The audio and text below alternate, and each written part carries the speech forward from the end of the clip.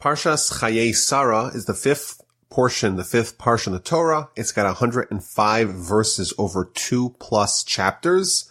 It does have the longest chapter in the book of Genesis, which comprises 67 verses. And we begin right after the final event of last week's Parsha, Parshas Vayera, which was, of course, the binding of Isaac. Isaac was brought up to the mountain with his father, who had full intention of actually offering him as a sacrifice for God. And ultimately, at the last second, the Almighty says, okay, no, we're not going to do this. You prove that you're totally loyal to me, but don't even touch, don't even injure in any way your son, Isaac. This week's Parsha begins with the death of Sarah. Sarah dies. She's 127 years old, and Abraham begins to eulogize and bewail her. And Rashi tells us that these two events are juxtaposed because the reason why Sarah dies is because she finds out about the episode of the binding of Isaac. Abraham did not tell her what was happening. He didn't tell her that God had commanded him to take her son, their son, and bring him to a mountain and slaughter him. And when she found out, she died. She dropped dead. She was shocked by it, and she couldn't handle it, and she passed away at 127. And Abraham is now eulogizing and crying over his wife, Sarah, who passed away. Now, it's interesting. The Torah tells us that Abraham mourned. He bereaved the death of his wife, while in the Talmud, in the Jewish philosophical sources, we have all kinds of explanations for why bad things happen. And it seems that maybe if anyone could have seen godly goodness, or at least the fact that the Almighty has calculations for everything that happens, if anyone could have seen that thread, that angle in the death of Sarah, it would be Abraham. Abraham, of course, is the intellectual titan.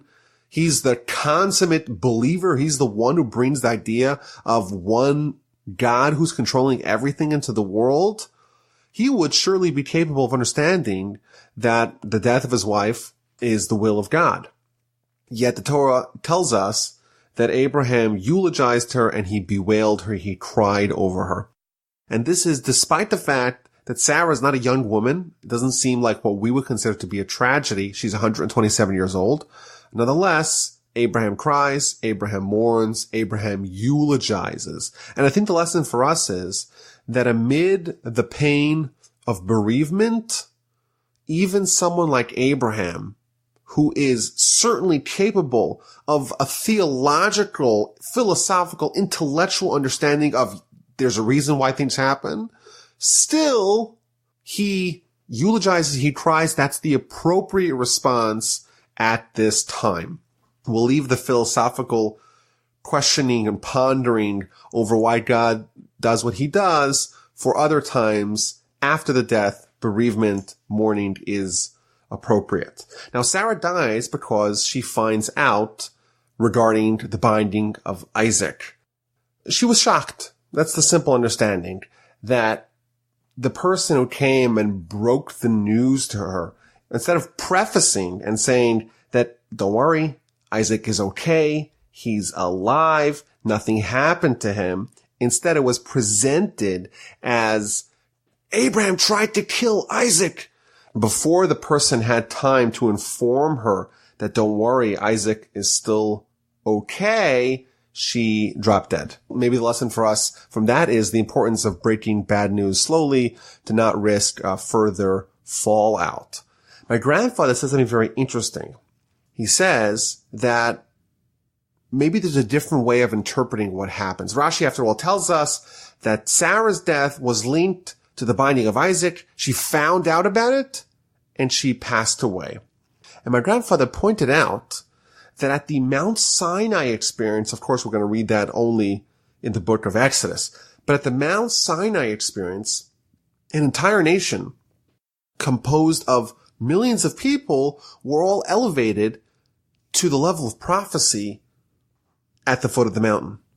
even though these are people that just a few months earlier were slaves in Egypt, once they come to the foot of the mountain, they're temporarily catapulted to a level of prophecy. And the Talmud tells us that the people couldn't bear it. Their bodies were not ready to absorb such a godly experience, and therefore they died. And my grandfather wants to suggest an interesting idea, that maybe it wasn't that like Sarah, she got all nervous about the near-death experience of Isaac. Maybe there's a different way of understanding what happened here. That maybe she had such a spiritual rush of the ecstasy of this idea that God told Abraham, I want you to make the ultimate sacrifice. She was consumed by the spiritual meaning of this act of total sacrifice, that kind of paralleled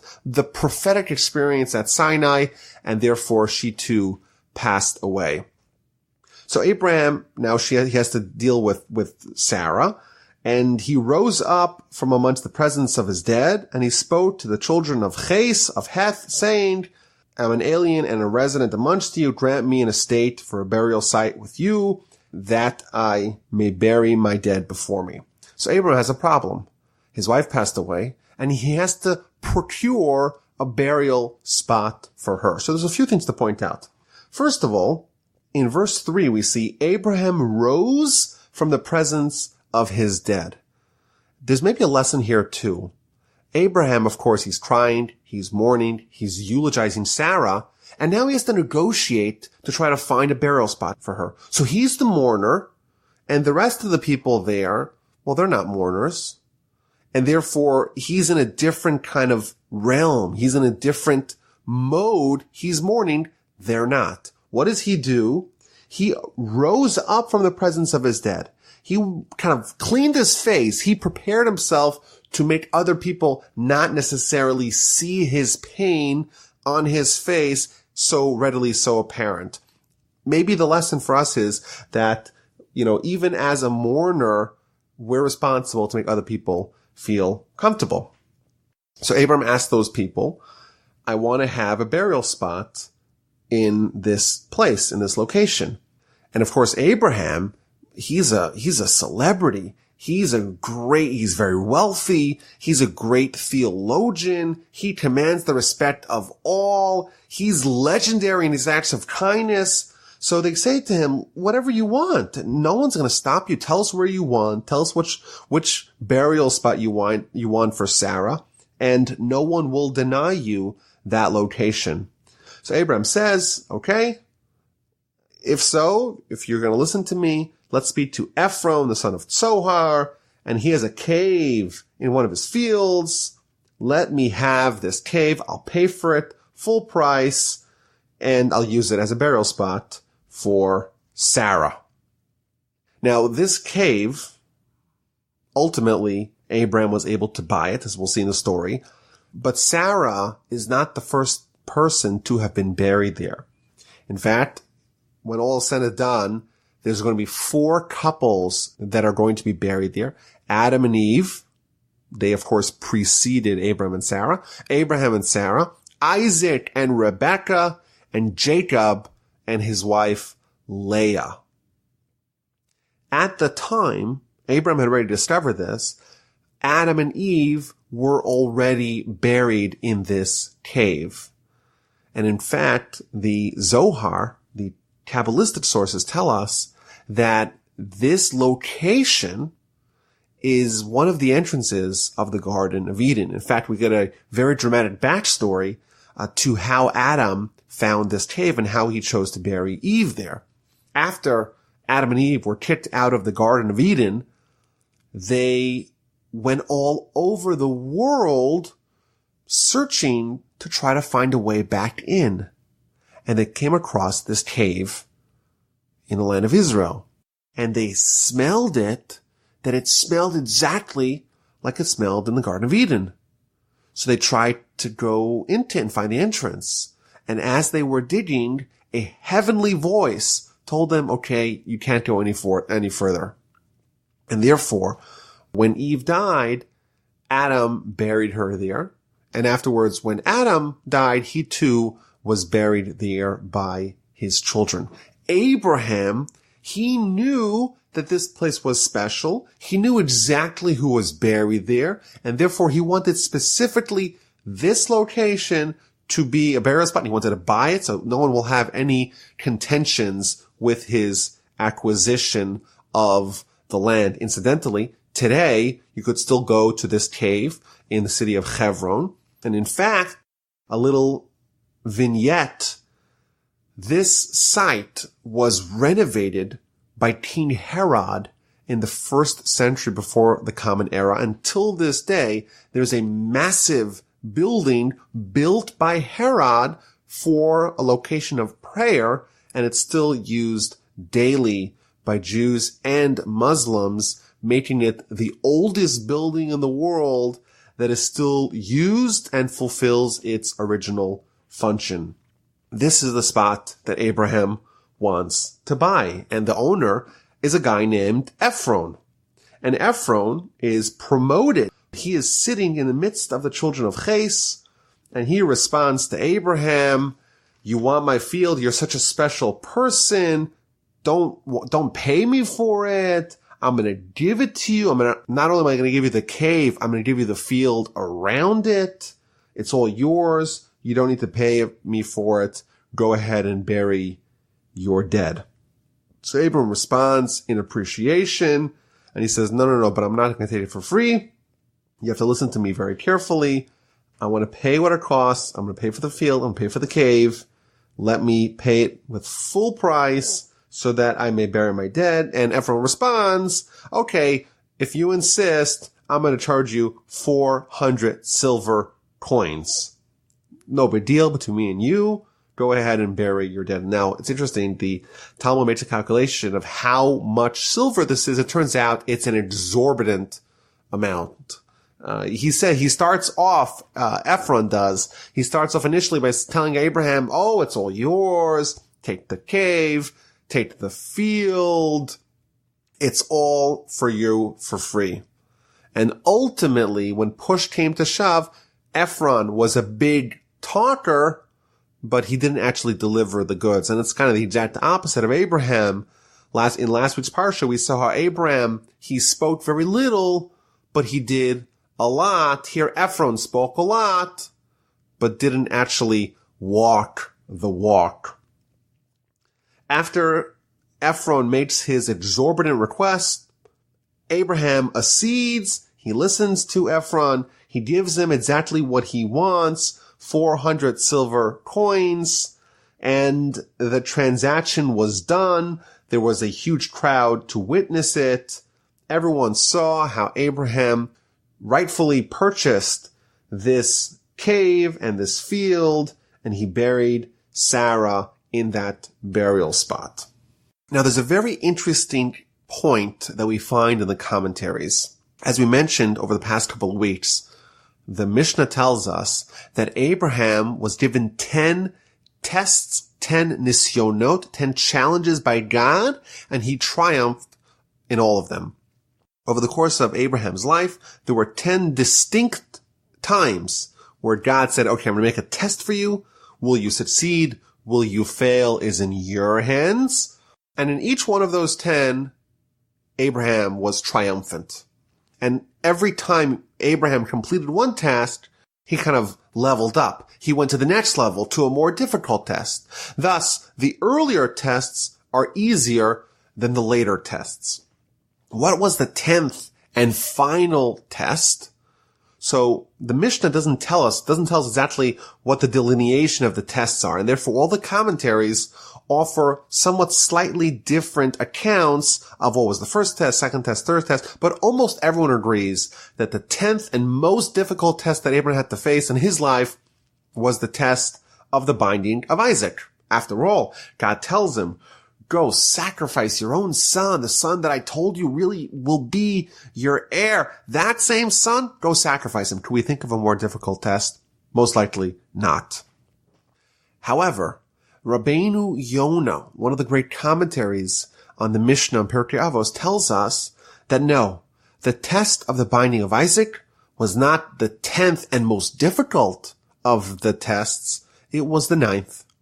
What was the most difficult test? What could possibly be more challenging to Abraham, a more difficult test to overcome than the binding of Isaac episode where he's told to sacrifice his son? The burial of Sarah. Abraham, after all, was told multiple times by God, walk the length of the land, walk the width of the land, it's all yours. And his wife dies, and he doesn't have a place to bury her.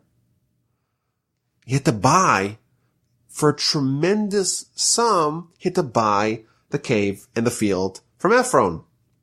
Abraham could very much have questioned God and said, I don't get it. God promises all these amazing things to me, and even the most minimal requirements to actually have a small parcel of land to bury my wife, I have to go into a whole prolonged negotiations. But Abraham didn't do that. He was committed to God. His fear of God was complete. His faith was perfect. He didn't question God even in this test. That's what the Rabbeinu Yonah says. And it's very surprising because while it's difficult, you would imagine, for someone who's gone through so much like Abraham has, it's difficult for him to have to deal with another headache of buying a place to bury his wife, especially when God promised the whole land is his.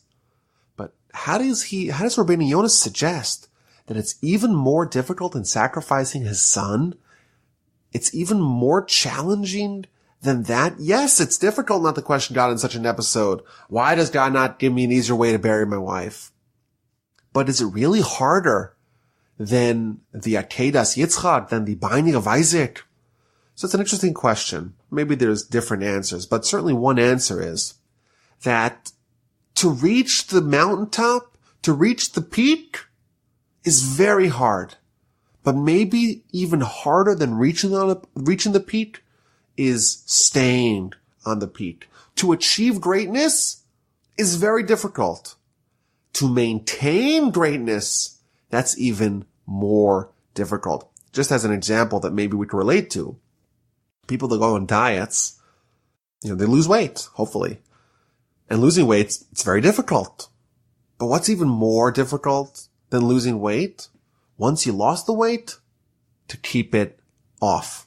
And it doesn't make really sense. After all, if you're losing weight, you have to consume less than what you're expending with regards to calories. Whereas to just stay the same, to the same body weight the way you are, it's easier because you're consuming and you're expending the same amount.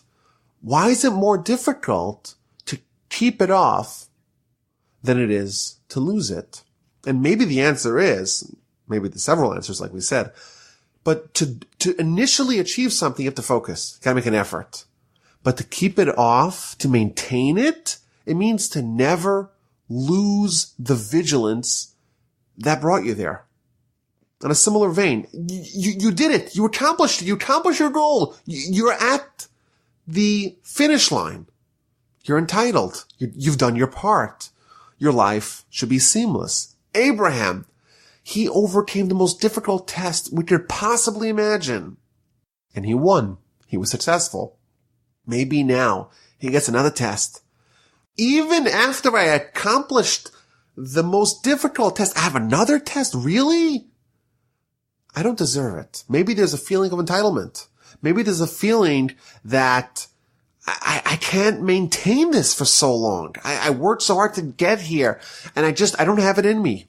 Yet Abraham does not question God, and indeed, in the eyes of Rabbeinu Yonah, this is a more difficult test than the test initially or the earlier test of the binding of Isaac episode, which is just an interesting idea that sometimes what seems to be the difficult problem is really somewhat easier than something else, which may seem more manageable, may seem just easier to overcome. Just an interesting idea here that we see in Rabbeinu Yonah.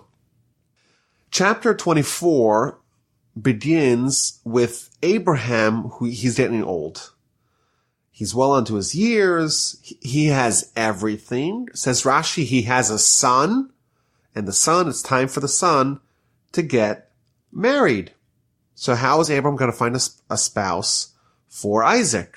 So he calls over his servant, the elder of his household, who controls all that is his. And he says to him, okay, it's time to make an oath. Place your hand under my thigh and swear in the name of Hashem, God of heaven and God of earth, that you will not take a wife for my son from the daughters of the Canaanites amongst whom I dwell. Abraham has a right-hand man. His name is Eliezer. And we've already met him a few parshas ago.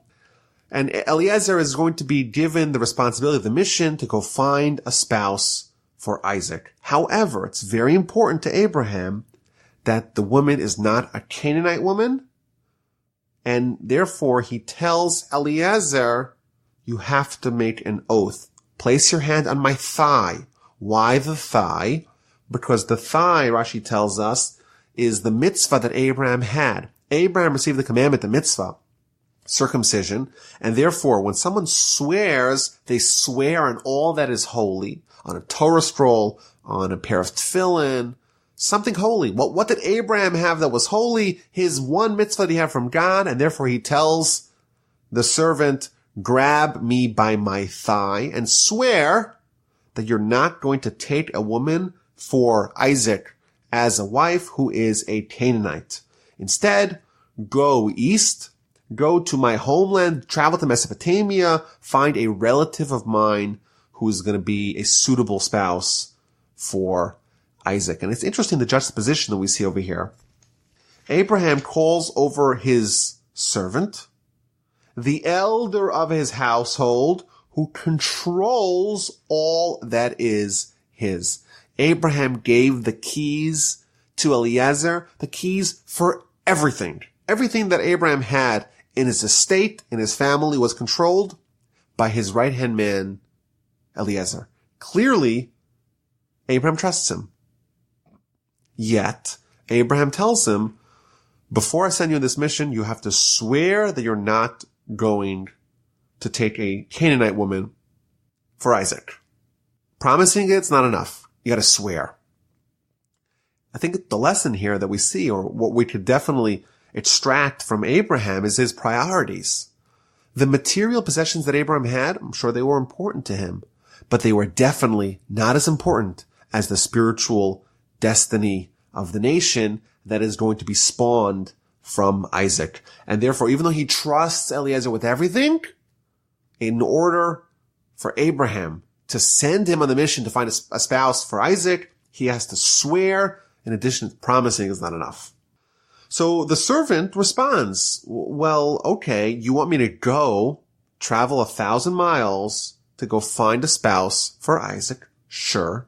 Well, what if the woman says, I don't want to leave my hometown? I may find a fantastic candidate to marry Isaac, but maybe she doesn't want to come back here. Can I bring Isaac over there? So Abraham responds, don't take Isaac over there. God of heaven, Hashem, who took me from the house of my father, from the land of my birth, he will be there with you. He'll send his angel before you. You'll have success because God will help you. And you know what? In the event that the woman does not want to follow you, well then you are freed from my oath. But one thing, do not take a spouse for my son Isaac from the Canaanite women. Your responsibility is do your mission. If it doesn't work out, okay, then you are freed from any responsibility. So the servant, he swears, and he takes 10 camels with all the bounty of his masters, and they travel to Aram Naharaim, to the city of Nahor, and they make the long trip, and it's time. He arrived in the city to go search for a suitable spouse for Isaac. How does Eliezer go about doing that? So he begins, verse 12, with praying. He says, Hashem, God of my master Abraham, may you so arrange it for me this day that you do kindness with my master Abraham. Behold, I am standing by the spring of water, and the daughters of the townsmen come out to draw water. So he's standing by the well, and he's anticipating all the marriageable girls are going to be coming out to draw water from the well. And he wants to devise some sort of mechanism by which to filter the candidates in a way that is able to find a woman, a girl, who is worthy of marrying into the family of Abraham and marrying Isaac. How are you going to find out who's a good candidate and who's not a good candidate? Let it be that the maiden to whom I shall say, please tip over your judge so I may drink. And she replies, drink, and I will even give water to your camels. You will have designated for your servant for Isaac, and may I know through her that you have done kindness with my master. Eliezer recuses himself from making any judgment call. He's trying to develop something that is objective, an objective standard to measure the character of the girl who is perhaps going to marry Isaac. The girl that he asked for water and does not ask for anything else. And she's not only pleasant enough to offer some of her water for Eliezer to drink, but she also notices that he's traveling with this posse of 10 camels with a whole group of people with him. She'll also notice that and attend to those needs. Such a girl, someone who displays the same superlative kindness that is so present in Abraham's household, that's the right candidate to marry Isaac. And it's interesting. Had the girl only responded to what was mentioned explicitly, that he wanted water, but not noticed what else was happening in the situation, not noticed that the camels are there and they also need water, then that would prove that she is not a good candidate. Only someone who's not only able to perceive and to address the needs of the recipient, but is also able to sense innately the unstated needs of the recipient, only such a person is a good candidate to marry Isaac. And this is somewhat similar to what we saw with Abraham last week. Abraham had that double vision. He was able to see the situation from his perspective, but also able to understand what the recipient, what someone else was going through, and able to address their world, their needs, as if it was from their perspective. Such a girl, she's definitely worthy of joining this empire of kindness in the house of Abraham. That is Eliezer's prayer to God, and that is the test that he constructs. He finishes his prayer, and suddenly Rebecca is coming out. She's the daughter of Bethuel, the son of Milcah, the wife of Nahor. So she is the granddaughter of Abraham's brother. She's the first cousin once removed of Isaac. We know now that she fulfills the first category that Abraham wants. She shouldn't be a Canaanite. She should be someone born from Abraham's family. The maiden, she's very beautiful. She's also a virgin, which Rashi tells us wasn't so common in that time, in that place in the world. She goes down to the well. She fills her jug, and the servant notices something really special about her. He notices that it seems like the water is elevating itself and coming into her jug. She doesn't need to dip down into the well. It seems like some miracle is happening. So he runs over to her and says, "Could you please give me some water?"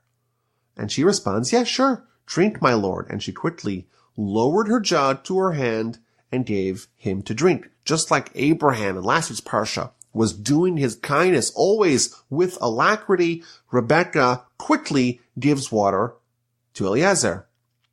When she finished giving him to drink, she said, "Okay, now I will draw water even for your camels until they too have finished drinking." And quickly she's hurrying, she's emptying her jug into the trough and kept running to the well to draw water back and forth until she was able to provide enough water for all the camels to drink.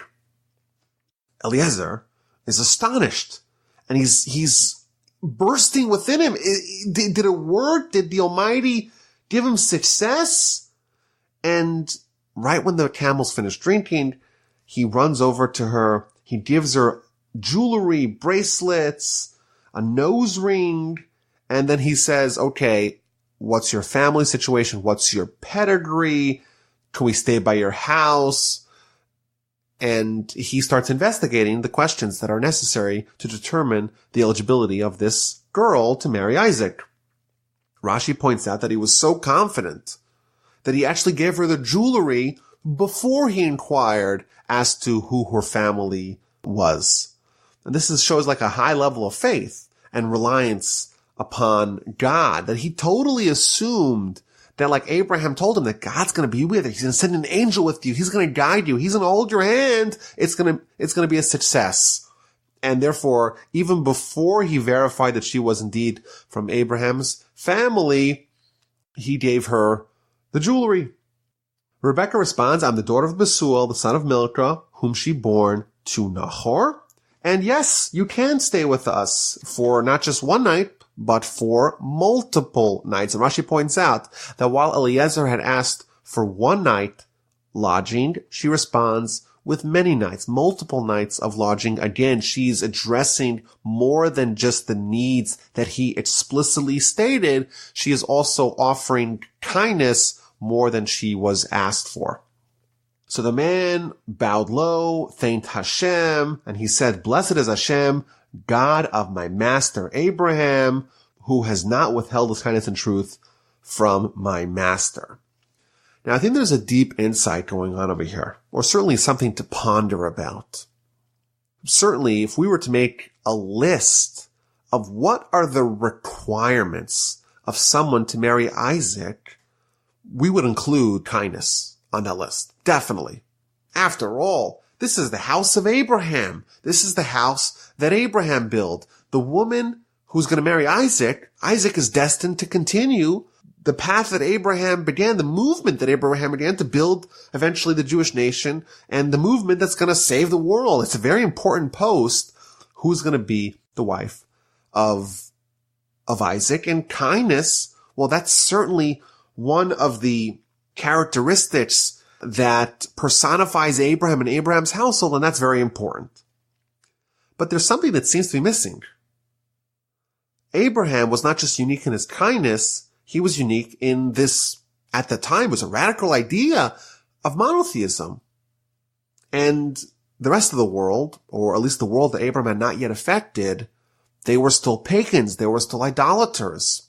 And even in this Aram Naharaim, in Abraham's hometown, even amongst his family, they too were idolaters. And in fact, we'll meet Laban in a little bit, and he's going to tell Eliezer, oh, don't worry, I cleaned out the house from all the idols.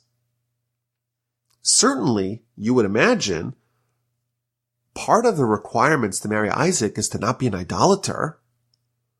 How come when Eliezer is investigating the character, the eligibility, the suitability of a spouse for Isaac, he doesn't inquire about her faith, about her theology? Maybe she too is an idolater.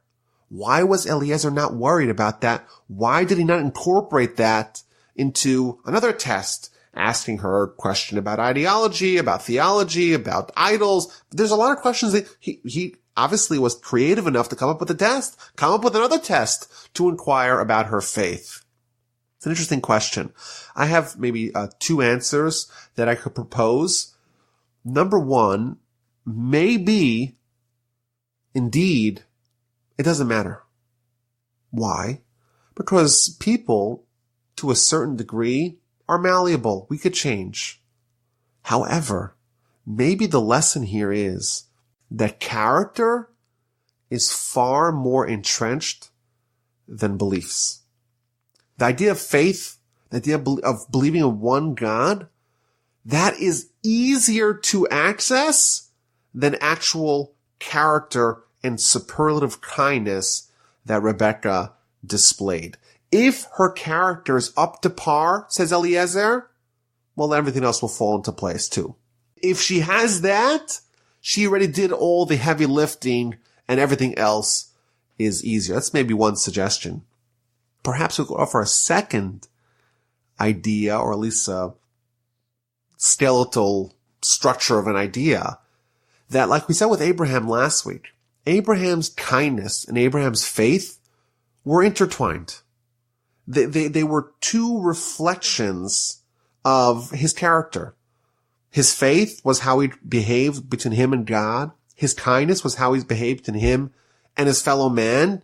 But both of them were reflections of his character and of his perfection. Maybe when Rebecca is exhibiting the same Abrahamic kindness, the same selflessness to be able to see what someone else needs without them telling you about that, when someone displays that degree of selflessness, it's only possible to do that if they indeed have faith. It's the same thing. The relationship that we have with God is a quest for selflessness. The relationship that we're supposed to have with our fellow man is, again, a quest for selflessness. When someone's selfish, when someone only has themselves, well, then they don't have their fellow man that can have kindness, and they don't have God that can't have faith. When someone shows that they're living for other people, they're obviously not selfish. They're not self-consumed. They're not boarded up in their own little cocoon of selfishness.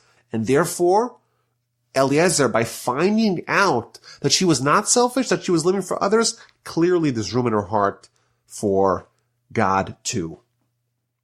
So Rebecca runs and tells everyone what happened, and her brother Laban, who's of course going to be a very central character in Genesis, he sees the nose ring, he sees the bracelets, he sees the gold, and he quickly starts running. And he approaches the man, and he says, "Come, blessed of Hashem, don't stand outside. I have cleared the house of idolatry, and I have place for the camels." This is something that we see with Laban. And we're going to see this in a more extended version in several weeks, because Laban is going to be the father-in-law twice over of Isaac and Rebekah's son, Jacob. And one of the things that we find, one of his characteristics, one of his character flaws, is going to be a lust for money. And therefore, Rashi points out that his graciousness, welcoming the guest, all that was predicated on he saw the gold, he saw the nose ring, he saw the bracelets, he saw that, and right away sprang into action, says, "Oh, this is someone rich, maybe I could get some of this goodies too." And this is going to be his character flaw that's going to accompany his treatment, not only of Eliezer over here, but also of Jacob in several weeks. So Eliezer enters the house, unmuzzles the camel, and they give him food. And they say, "Okay, tell us what you have going over here. Give us your story. Give us your pitch on what happened." Eliezer responds, No, I'm not going to eat anything before I finish speaking. It's important for me. I'm here on a mission, and one of the things that I have to do on my mission is first accomplish the mission and then worry about other things. I'm not going to eat before I finish telling you what I have to tell you. And he begins telling them everything that happened, starting from Abraham. I'm a servant of Abraham, and Abraham became very wealthy, and Sarah had a baby, the name was Isaac, and my master gave me this oath: don't take a woman from the Canaanites, travel to my land, travel to my family, travel to my homeland, find a wife from there. And I responded, well, maybe the woman won't want to come. And he responded, well, if so, then you're absolved from my oath, but the Almighty will send an angel and you're going to succeed. He repeats the whole story almost verbatim. And then finally he tells them about his test and how he met Rebecca and how Rebecca actually just checked all the boxes. And then he found out that she was indeed the daughter of Bethuel and she was related to the family. And finally he tells them, okay, Everything seemed to work out. If she comes and she marries Isaac, she'll have great wealth. But of course, I can't force this upon you. Will you indeed send your daughter with me to go marry Isaac? So it's interesting that we get this whole recap of the story, even though it's possible to have told it to us in a shorter way, in a more truncated version. And Rashi later on is going to tell us that even the recountings of the servants of the forefathers are very precious.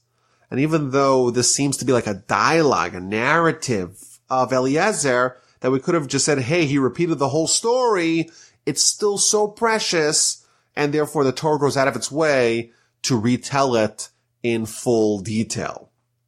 Now, there's a very interesting, slight, almost imperceptible difference between what actually happened initially and how Eliezer retold it to Rebekah's family when he recapped the story. And that is with respect to the conversation that he had with Abraham when he was concerned what will happen if the woman that he finds refuses or is not interested to come back with him to marry Isaac. And Rashi picks up on this, and the difference is only in one letter, the word ulai, which means perhaps. In the sentence, perhaps the woman won't want to come with me. That's what Eliezer told Abraham, perhaps. In the initial episode, when it actually happened, it said ulai with the vav, aleph, vav, lamed, yud, ulai. Here, it's aleph, lamed, yud, the vav is missing. And Rashi tells us something very fascinating. The word ulai, when it's spelled this way, can also be read as elai, meaning to me. And Rashi gives us another wrinkle in the story, another element in the story, that Eliezer himself had a daughter, and he was looking to find a good husband for his daughter. And he really wanted that his daughter would marry Isaac. But after all, Eliezer was a Canaanite. And Abraham told him, no. Noah cursed the Canaanites. You are cursed. I am blessed. God blessed me. Cursed and blessed don't go together. That's what Rashi tells us. A very fascinating thing. What it's telling us is a deep insight into human psychology. And that is, Eliezer, he's given an instruction by Abraham. And he is a trusted servant of Abraham. And he asks a seemingly innocuous question. He asks, well, what if the woman doesn't want to come back with me? Which, after all, if I told you, go travel 1,000 miles away and just get a girl and have her agree to come back with you, it's not such an unreasonable question. That's what you and I would think. But here we're told that underneath the question lay a bias. And that bias was that he secretly wanted Isaac to marry his daughter. And therefore, when he asked, what do I do? Perhaps ulai, maybe she won't want to return with me. Really what he was saying, he didn't know it at the time, but really what he was saying, elai, to me. If the girl doesn't want to come, you know what? Isaac doesn't have any other options. He'll marry my daughter. So it's an interesting thing that Rashi is telling us, a very deep point. When Eliezer asked the question, perhaps the woman won't want to travel home with me. What do I do then? In his mind, that was a legitimate question to ask. Only later, only when he's retelling the story, only then did he realize that what was really instigating the question, it was really the elai, to me. Only later on did he realize that the bias that he had to get Isaac as a son-in-law for himself, that was really motivating that question. It's an interesting idea with respect to the notion of cheshbon or nefesh, the notion of making an introspection. Sometimes after an event happens, after a conversation happens, only then do we realize what was really motivating. At the time, we may think that we're acting in good faith, but only later on do we realize that maybe there's something lying beneath an innocent question. So they have a proposal here now for Rebecca. This wonderful cousin of theirs, Isaac, seems like a great sterling candidate. Very rich family, sounds wonderful. So Laban and Bethuel respond, hey, listen, this matter stemmed from God. Me Hashem yatsa hadavar. This is from God. We cannot possibly try to upend it. Here, Rebecca is before you. Take her and go. Let her be a wife for your master's son, as Hashem had spoken. Even though these people were idolaters, even they couldn't deny that the Almighty was orchestrating this relationship to happen. When Eliezer heard those words, he prostrated himself before God. He thanked God. He gives gifts to Rebecca and to her family. They eat, they drink, and they spend the night. The next day, everyone wakes up, and that's it. They're about to begin their return journey back to the land of Canaan, back to the land of Israel, back to Abraham. This time, the caravan of 10 camels taking another passenger, Rebecca, back to marry Isaac.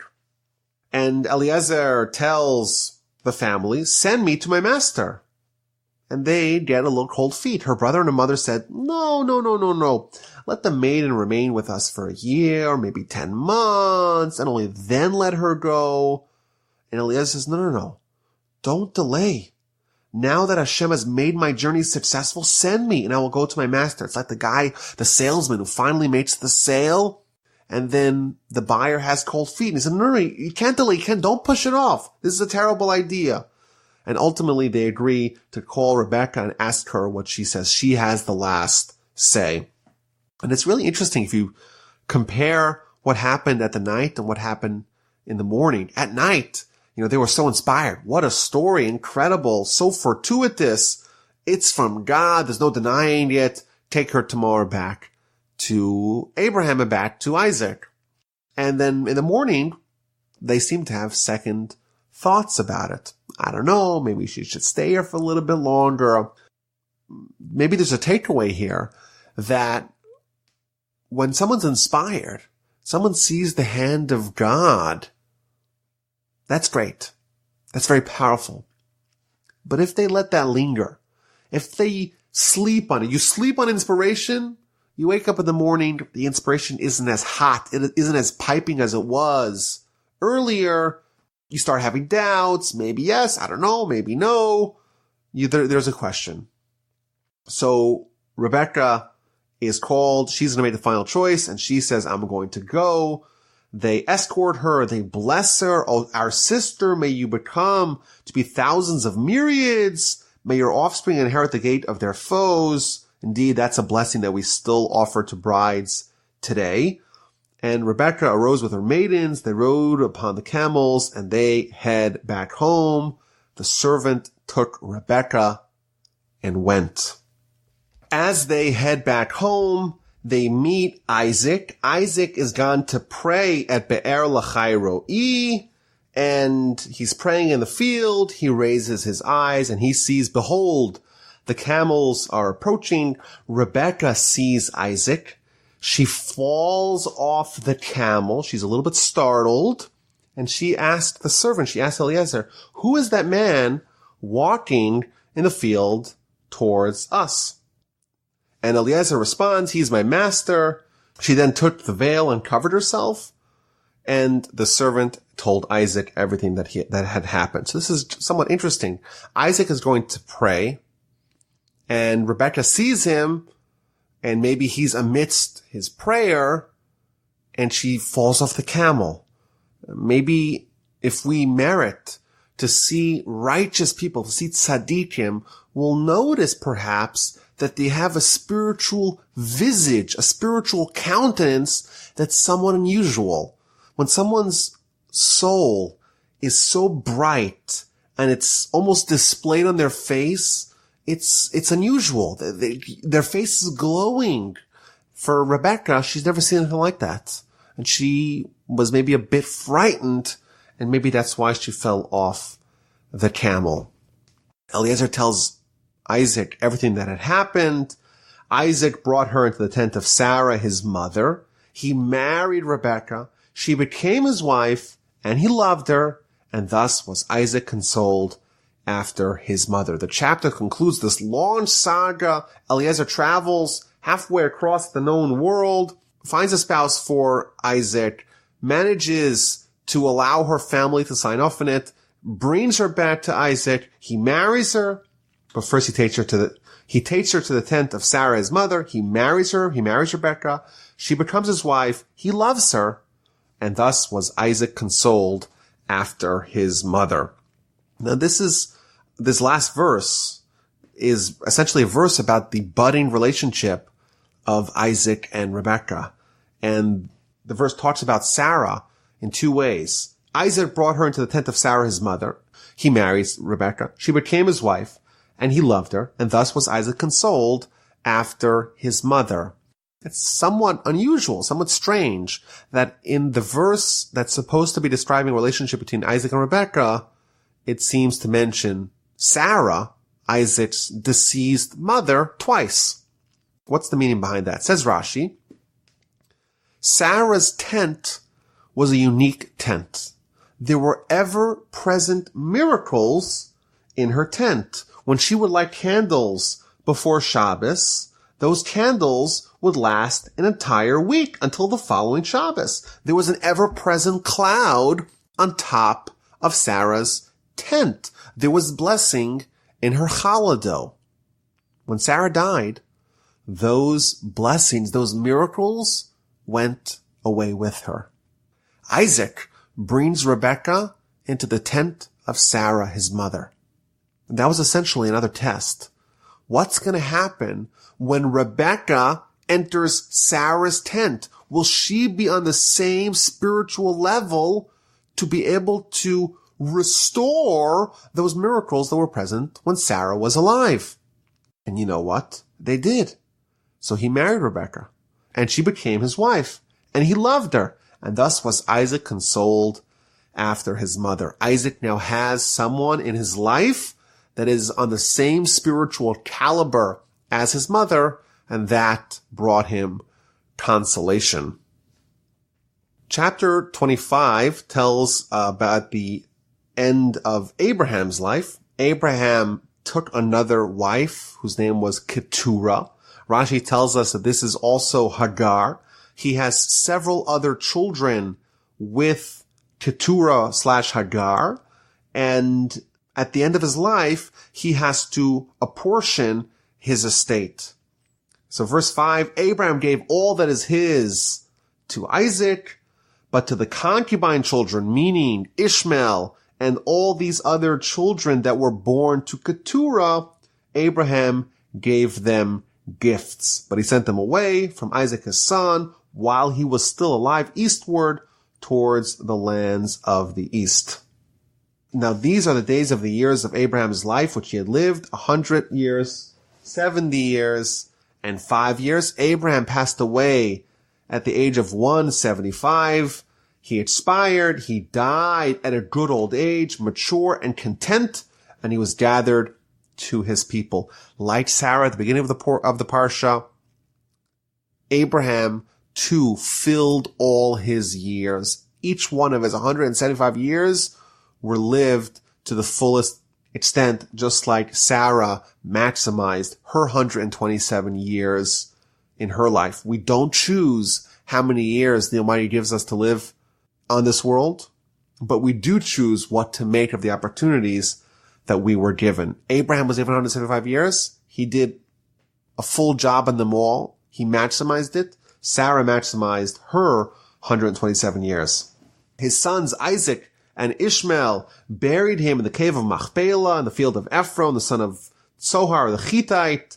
facing Mamre, that same field, that same cave where Abraham's wife was buried, Sarah, at the beginning of the Parsha, Abraham was buried at the end of the Parsha. Rashi points out that his sons Isaac and Ishmael buried him, not his sons Ishmael and Isaac.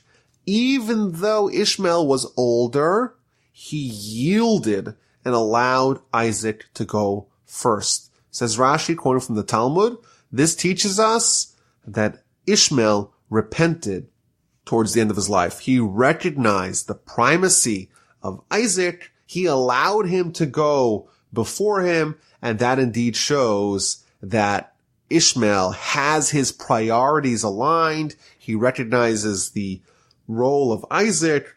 He submitted himself, he lowered himself, he humbled himself before him, and therefore that's proof that he indeed repented.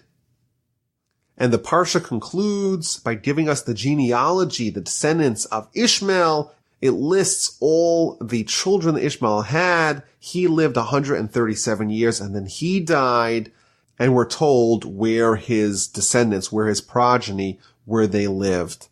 Next week, we are not going to hear any more about Abraham or Ishmael.